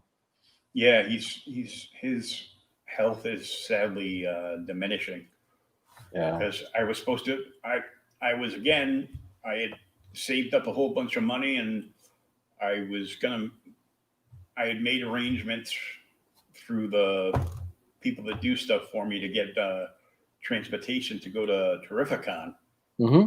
because his last con appearance was supposed to be at Terrificon Oh wow. the other year, and then about a month and a half beforehand, he put out a big press release. I'm very sorry. It's nothing that Mitch or the convention did. Due to circumstances beyond my control, basically his health. Yeah. Uh, I won't be able to. I won't be able to attend, and this show, blah blah blah, is going to be my last convention appearance ever. No, that stinks. I've never done that show, but I heard it was a really good show too. Oh yeah, Terrific on. but I remember that year there were a handful of guys that had flown in that jumped on the Boston Strong bandwagon, and they had organized and set up to go to local comic shops from Providence to New Hampshire Nice. to make appearances and meet the fans, support the Boston Strong movement, and Yeah, because they had the foundation going too, where they could raise money for the victims. yeah. And the first artist that I spoke to, who was another favorite of mine, was David Mack, Oh, nice. Yeah, another and great one. and Mac basically organized most of it with a bunch of the other guys. And my friend Chris and I drove out to Somerville, first time there, and went to Kamikaze out there. Oh, nice, nice. I drove around for about an hour and a half trying to find a parking spot Of anywhere. course. Yep. And Davis Square is a nightmare to park at. oh yeah, but we went up there, and it was Mac, Sealy, Probably somebody. working on GI Joe at the time. Yep. So, IDW. somebody else that I can't recall right off the top of my head, and Tim Sale. Nice. That's a great little selection. So I mean, I brought a bunch of stuff for because they were all signing for free. They had Wow. stuff so you could buy stuff off them. Right, for the charity. And I did. I bought a Batman poster that Tim Seeley had done, and I bought the poster off him, and he signed it, and then I went, I moved my way over to Mac, and I was just staring at him because he was, making art, and he's like, "Hi, how you doing?" "Good." I go, "Continue." I go, "I'm just watching you. You're amazing. I love your stuff." Go. I loved his work on Daredevil. Oh yeah. Well, I brought some of my favorite Daredevil covers that he did up, and because he's like a mixed media guy too. That's what makes him stand out. Yeah. And so he signed all of those, and he had some prints, for sale. They weren't on like heavy stock paper. They were, on the cheaper paper, but didn't care. They were cheap enough, and it was all for a good cause. Yeah, they look good, right? Yeah, and so I bought like a few prints, and I told him I was like a huge fan of all this kabuki stuff. It was great, and so he grabbed like 3 or 4 different kabuki books, signed them all, gave them all to me for free. Wow, nice. Signed a kabuki print, gave it to us for free, and I brought stuff up for Tim to sign. I brought my Hulk Gray, Daredevil Yellow, and Spider-Man Blue, and my buddy Chris brought his Superman hardcover that Tim did, and I think like Batman Halloween, Long Halloween. Wow, nice. The first one. Yep. Both hardcovers from the sign, and he did remarks for everybody for free. That's awesome. He signed for free, did remarks for free. Couldn't give him any money. I go, can we donate anything? He goes, you can go donate some money in the jar at the front of the store. Wow. That's really nice of them. He goes, I mean, they were already here for the show anyway, but still, it's nice of them. It's like, I don't want anything. So he signed all 3 of my hardcovers, and he did a remark of Hulk's head inside my Hulk Gray. That's sweet. You still got them at that your buddy's storage facility? Yeah, they're still all there. And, you know, I joke with Randy, I go, you know, once I get all my stuff back, it'd be nice if I had any bookshelves to put it on. There goes the store. Because he's got all my tables and bookshelves. So. Have you seen them lately? Because I just, you know, I kind of come across them on Facebook. I haven't seen them since that last signing. No, they came over and visited me one night. They brought the new dog.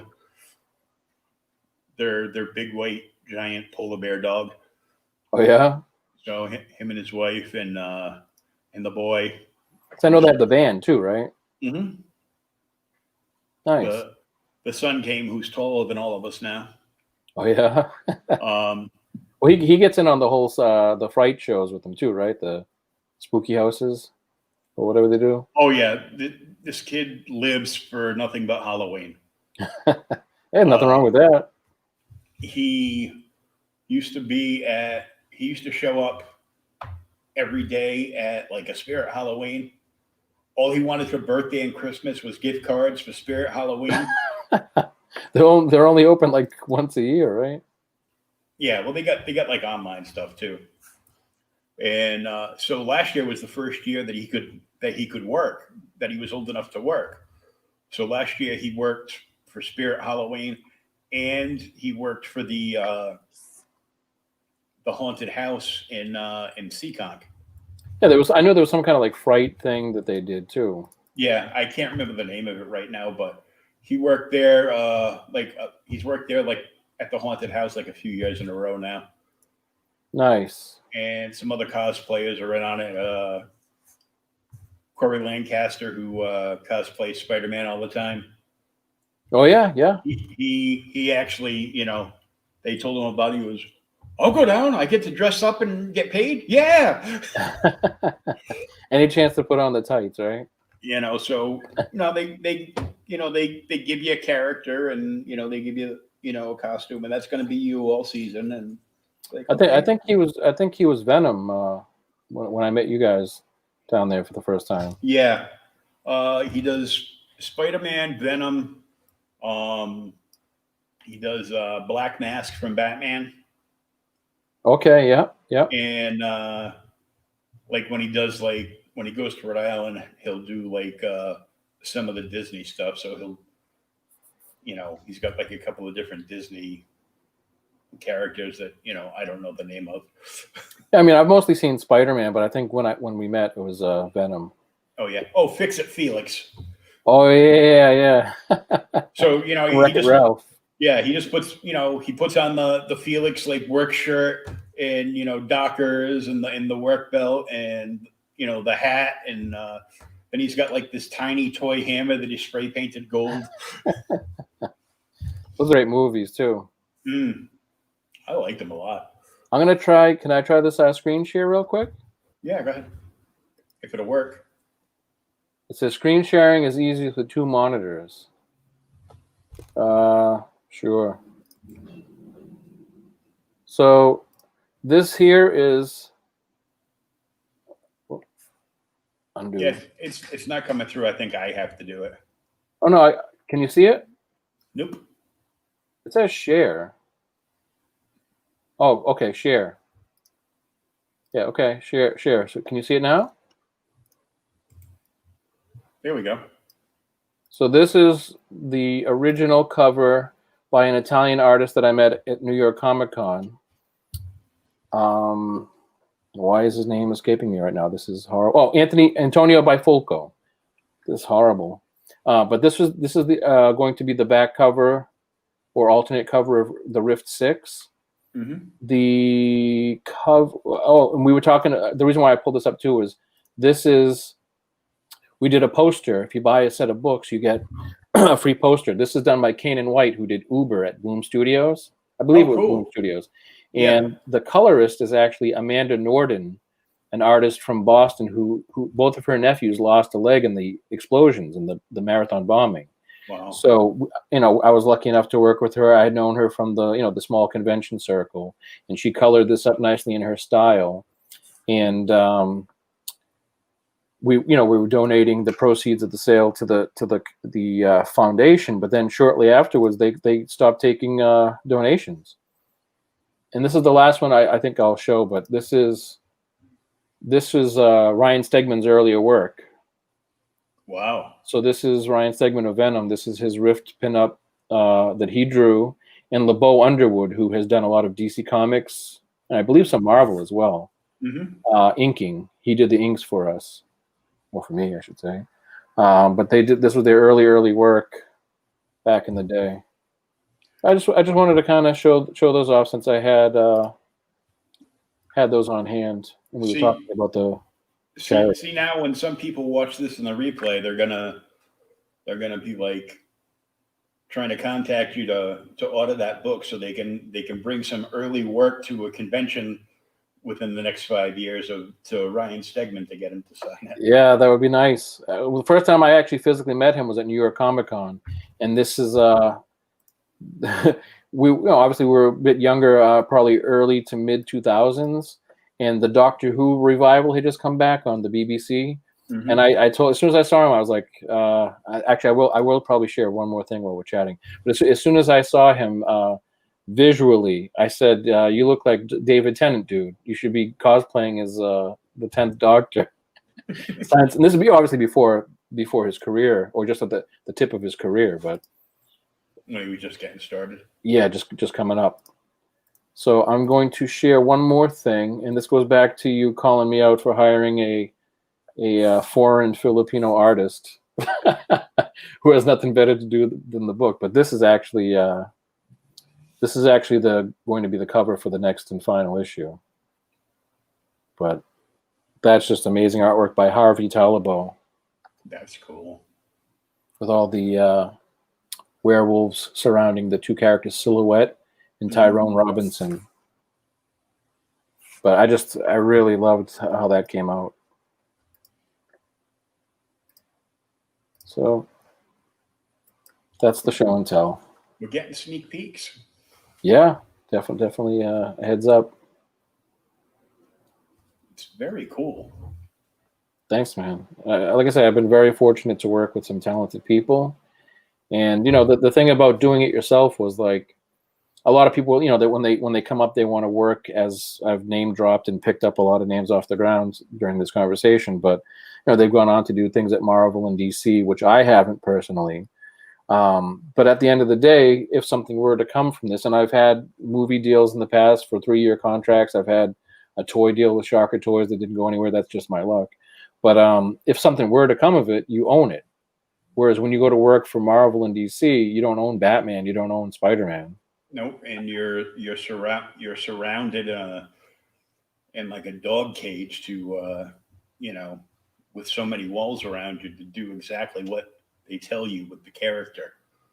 Yeah, I mean, to some degree, like if say Ryan comes, and I don't know about Marvel, I know DC, you get a 50% share with the writer and the artist. So like when I was talking to Paul about doing this cover for me, he was doing Catwoman at the time, and he was also working on a book called Sci-Spy, which was like James Bond in space. It was his own creation. I forget who published it, but he got me on the horn with Doug Mensch. Is that how you pronounce the name, Doug Mensch? Yeah. And he wrote Batman and whatnot, and he was working on a Batman CSI novel. So I actually was on the phone with this guy for a weird one-time event, and that was we had a long, cool talk about like ley lines and supernatural stuff. It was kind of cool. There was a point to the story that I just kind of got sidetracked. But shoot, I'm losing it, bro. Yeah, I brought his name up for a reason, because there was some kind of anecdote with it, but I completely got sidetracked. What were we saying before this? Well, you can think about it. It'll come back to you. Yeah. Kind of like, where did I leave my car keys? Yeah. Well, I mean, Ryan and I were supposed to work on that Thunder Agents revival before DC got the rights, and then right along that time, I was introduced to Doug for that. Oh, that's what we were talking about, creator royalties and what do you call it? Yeah, the 50% share. Yeah, the ownership. So it's like, I would own the things that I copyright and trademarked that were my own. Doug kind of told me that he created Bane, which I didn't know at the time. He created the character of Bane for Batman and the Nightfall thing. And because it's known that Chuck Dixon was in the room with him, I guess they both share the writer's credit for that, but they get the royalty checks. Someone's ringing my doorbell for some reason right now. It's kind of weird. No one really rings my doorbell at 8 unless they're locked out.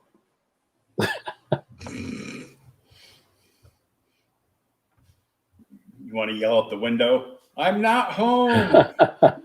I can kind of buzz them in if there's someone there. It might be a package delivery, but it's kind of weird.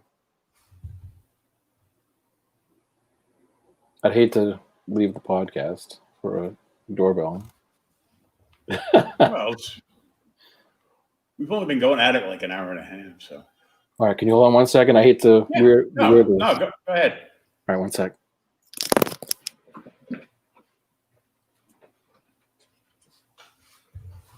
So if you have any questions for Andrew, and you're watching right now, you can pop them in the chat, and I'll get them to pop up, and he can answer them for you. Also, after this episode is done with, I will be jumping right on the OK Boomer podcast with Thomas, and we're going to go through Amazing Spider-Man issue 230 tonight. It's the second half of the Unstoppable Juggernaut story. Last issue, Black Tom Cassidy and Juggernaut came to town, and he wanted to kidnap Madam Web, because when you take Madam Web out of her chair, which is her life support system, and she went kaput. So there was some issues, and we're picking up from there tonight, and we were going to deep dive into ASM 230 in about a half hour or so. If you didn't see it, I did a 5-minute review for the new Scout Comics #1, Vlad Dracul, that's already on store shelves.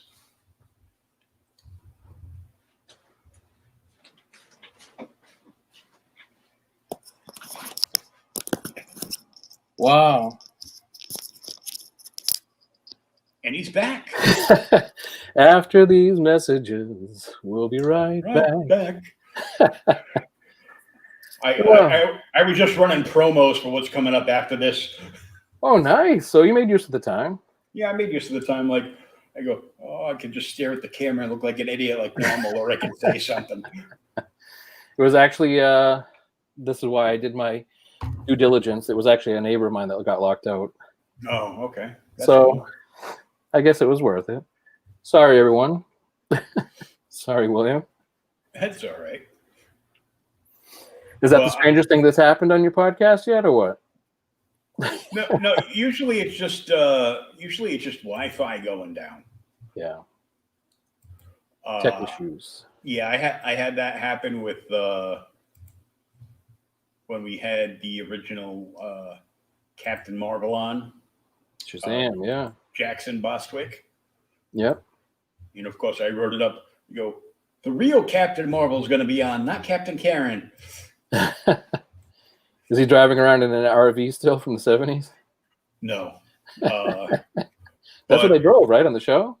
Yeah, they drove around, and he said he hated the whole premise of Mentor. Oh, yeah? He's like, He hated that. I would look at Mentor, and all I could think of was it's Uncle Marvel. He's like, yeah, I hated that character too. I don't know why, but out of all the episodes, and I don't remember a lot of the episodes. I remember the show clearly, and the Billy Batson actor and him. But I just remember there was a scene where something happened where he had to spin his hand really fast, like on a beach on the sand, and create like a glass shield, like a dome. I don't know why that episode has always stuck with me for some reason. I don't even know why he did it. I don't remember that one. Yeah, but that's like the only thing I remember. I've got the series, and I bought the series because Jerry Ordway painted the art for the cover for it. No kidding. And he actually painted the actors from season 1 in the scene. So it wasn't John Davis or the other guy that came afterwards. It was Jackson on the cover as Captain Marvel, and then of course the actors that played Billy and Mentor. But it was just hilarious that this young kid is this teenage kid is driving around, with this old dude in this big Winnebago, and Captain Marvel always just happens to show up, and nobody puts 2 and 2 together. Yeah, with the big Captain Marvel logo on the front of the damn Winnebago. Well, that's like G.I. Joe. They always brand, like Cobra always brands their stuff, right? Mm-hmm. It's like you're a secret terrorist organization, but you brand your stuff like you're Apple or Nike. Yeah, it's like, we're a secret terrorist organization. Oh, really? What's your organization called? Chaos? The good old days. But I just remember a lot of stuff from back then, and oh, here's something. I have a sketch cover done of Doctor Who in a snowstorm. Oh, nice, very nice. It was very accurate. I think that's show accurate. It's like the Snowbird issue from Alphabet. There is some what they call B&M exclusives. I think that's a store chain over there. Mm-hmm. But every year they put out, it's like the only merchandise that they're putting out in between these non-airing episodes of Doctor Who times, that are like, they're doing a fourth Doctor companion set, the Romana 1 and 2, and then a classic Sarah Jane, which is the first time, as figurines. Now, they're not too badly priced overseas, but to get them sent over here, if you can get a hold of them, it's crazy money just to ship. Oh, yeah. Well, just like you would show me that awesome Space 1999 stuff. Oh, yeah. I got to wait a good few months for that to even be made. Not just that, but the prop set of the stun gun in the interlock, is like 150 pounds UK. Yeah. You translate that to US dollars, and then you translate that to how much ridiculous cash it's going to cost you to get it sent here. Yep. I went through and I grabbed the 5-inch line of what do you call Eagles. They have like bigger ones, like 12-inch ones or whatever. I guess that big, and then they have like bases, like the launch pad or whatever. Yeah, but they're crazy money. And the one that actually comes up with like the landing thing, whatever, like slow motion motorized and there's lights, that's sick. So I put that on my Christmas list, but I doubt I'll get it. But yeah, I grabbed the Eagles because those were mildly affordable with 3 jobs, and then that's why it worked, right? And then those figures were just like the fact that in 2020, amidst all the other insanity, we're getting Martin Landau and his wife action figures, plus the spacesuits too, those goofy 70s spacesuits. Oh yeah, I had to. I remember the last time I went to not Fairhaven. It was a show you were talking about. Oh, the Super Mega Fest? Yes. In Framingham? That's the one, Framingham. Yep. Last time I went to Super Mega Fest, like I walked in the door, and Frankie Washington was like one of the first tables going in. Oh, nice. And I didn't know him then. But I stopped and talked to him and checked out his stuff and everything. But right in front of me there was somebody that was in a Dalek.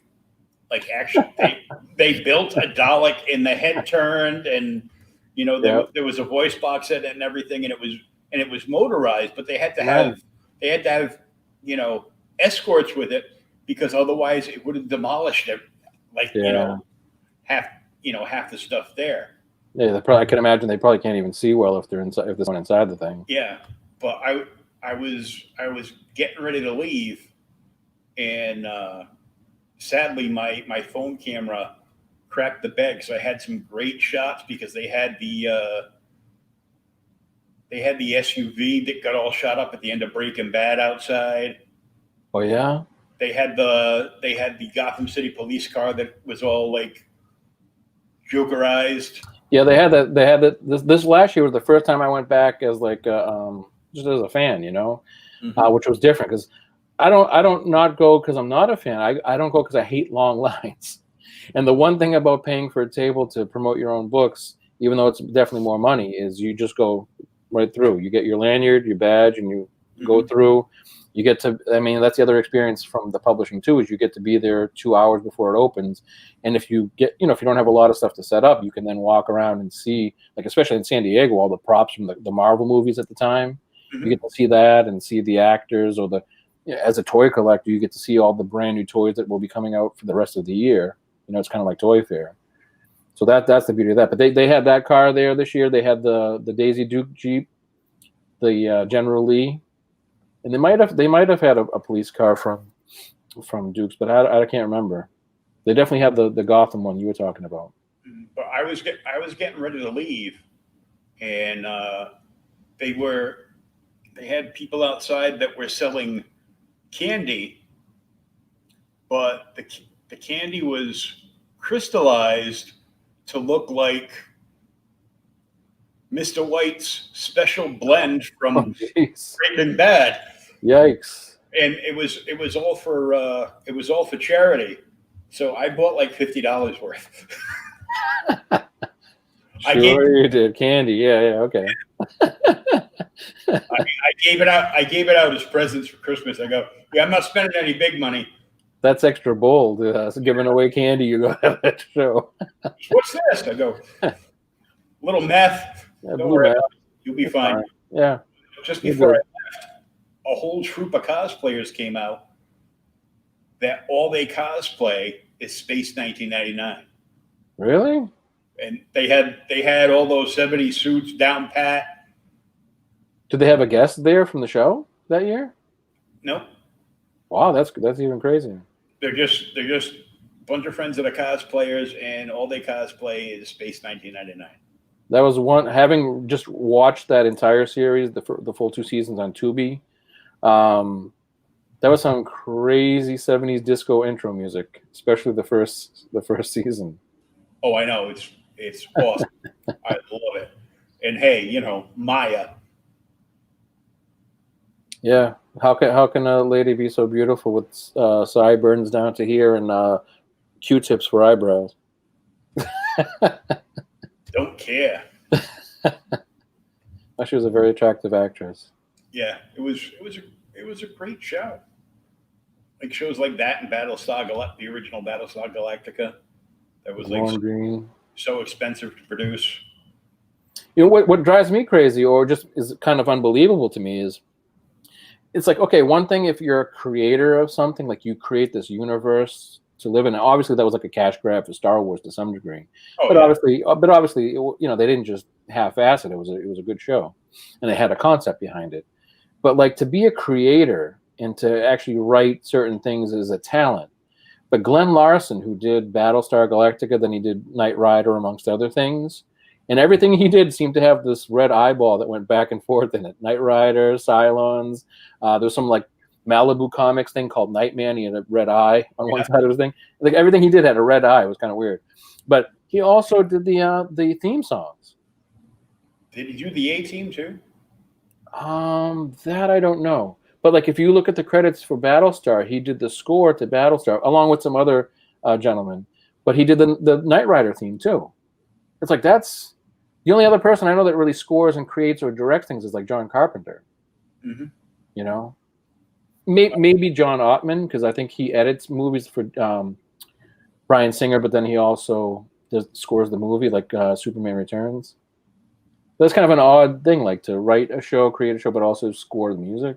Mm-hmm. I'll have to look at the A-Team to see, because obviously he did Battlestar, and then Dirk Benedict, Starbuck, was on the A-Team.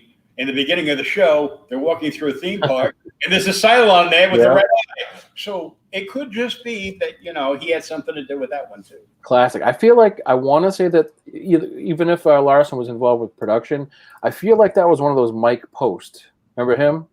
Mm-hmm. You used to see him like on a lot of the cop dramas and whatnot. But I feel like that was Mike Post.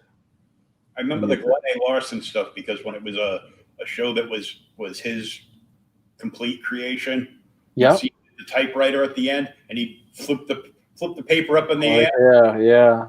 And it would go back and forth. There was like a Stephen J. Cannell or something like that. Dude, what was it? Greatest American Hero? Mm-hmm. Hill Street Blues. Yep. A lot of good ones. Wait, did we just become best friends?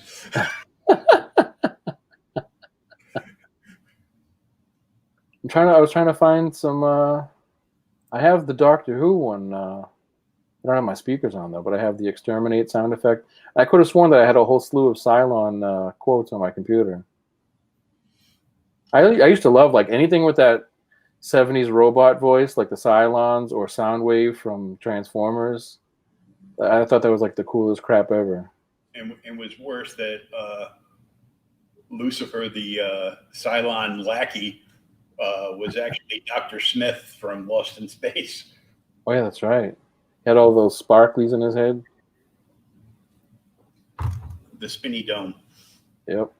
By your command. One of my friends, he I don't know if I believe him or not, but he said at one of these older, or I should say, 80s, 90s conventions that he was at, Dr. Smith fell asleep in the chair, like at the show, because he was an older gentleman. Mm-hmm. And my friend told me that while he was asleep, they freaking Sharpied eyebrows on him in the chair. I don't know if that's true or not, but it's a hell of a funny story. Jonathan Harris, right? That was his name, you said? Yeah. That is just crazy. Yeah. Now, I have to ask you, because you have the hat on. Yep. Have you watched War for Cybertron? I haven't watched it yet because it just dropped like today, right? Or yesterday? Yeah, it dropped like, I think it like, they always say like it dropped today, but you could start watching it last night at like 11 o'clock or something. Yeah, I was binging Farscape and probably not key to it. And today, William, as I say, I do 3 jobs, so yeah. I was doing that up until that. I thought it was like a full series, but I guess it's just kind of like X amount of episodes. Yeah, it's like this Netflix crap where it's like 6 or 8 episodes or whatever it is. Yeah. Back in the day, you used to get 26 episodes. Mm-hmm. Or 13-hour-long ones, right? Yeah, and that's all you would get, and you would just watch them over and over again. Nowadays, my favorite Transformer is Amazon Prime, leader of the shipper bots. Shows up at my door every day, almost. But you saw my car when we met, right? In front of Wild Time. Yeah. So yeah, that's why I have this. You gotta have the hat if you have the car, right? I don't have either, so. all I'm happy about is that it's paid off at this point, and it's not making any noises when I go places. Well, that's always good. like the Transformers joke. Why are you carrying a gun around inside the house? You never know who's watching you. I laughed, she laughed, the toaster laughed, I shot the toaster. Yep, I remember that one. But it's like I never understood. Like as a kid, I mean that's why I love the toys that are out now, because like even as a kid, like I'm 5 or 6 years old and I'm looking at the real Ghostbusters and I enjoyed the cartoon, I enjoyed the toy line, with the little twisty proton streams and stuff. But even as a kid, I'm like, why the hell doesn't this look like Bill Murray? Like, why doesn't this look like Dan Aykroyd? Can we do this? I mean, come on. And now I had to wait 40 years for this crap to come out. But that was the thing with the Transformers. It's like, where the hell does Optimus Prime's trailer go when he transforms? Well, how does Megatron go from a giant robot to a gun like this big that the other guy can hold? As a kid, I was still like, what the hell's up with this? And all the parents groups that were mad because the bad guy transformed into a gun. Yeah. Everything shot everything. I mean, it dawned on me in a weird sense, like when I was still living at home and I had, maybe 1/4 of the crap that I have around me now. And I'm like thinking of every Star Wars, Star Trek, X-Men, superhero. And it is kind of crazy how every single character pretty much that we collect and admire has some sort of a weapon, either in their arsenal or in their body. You know what I mean? Even though these are heroes. So there's something kind of funky about that. Well, like my mother gave away all my toys like years ago, so that's why I'm in Facebook groups of toys of my youth. So somebody can post stuff that they still have, and I'll be all angry about it, but I'll be like, I had that, or I didn't have this from that line, but I had this from that line. You still have it? Shut up. And no. And then go on my way. Are you like that wooden Indian from the old commercials that just like cried with one tear? That's horrible. All the time, because I remember, probably like 30 years back, I went on eBay and I scored the original Mego Enterprise playset. Wow. With that vacuum form thing? Mm-hmm. Oh no, the one that was like laminated and folded out? Yeah, it was like all cardboard with the plastic lamination on it. Yep. It had the spinny transporter thing. Yep. And you hope you pressed the right button, otherwise you didn't beam off the bridge. Oh jeez. And how the transporter ended up on the bridge, nobody knew.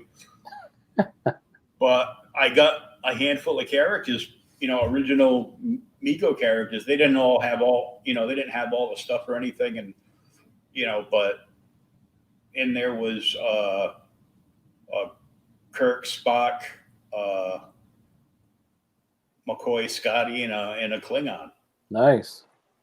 And I got 2 out of the 3 like cardboard scenes that you would hang up there for the view screen. But all the chairs and furniture and stuff was all there. Huh, that's cool. I paid $99 for it about 30 years ago. Wow, was that good for the time?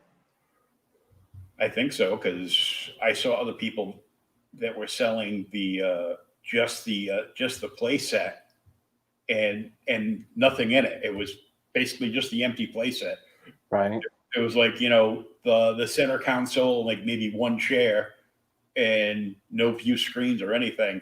And they would they were asking like over $100. So yeah, I think I sniped a good deal. I mean, I know if there's like repros and stuff too, but those obviously aren't worth as much.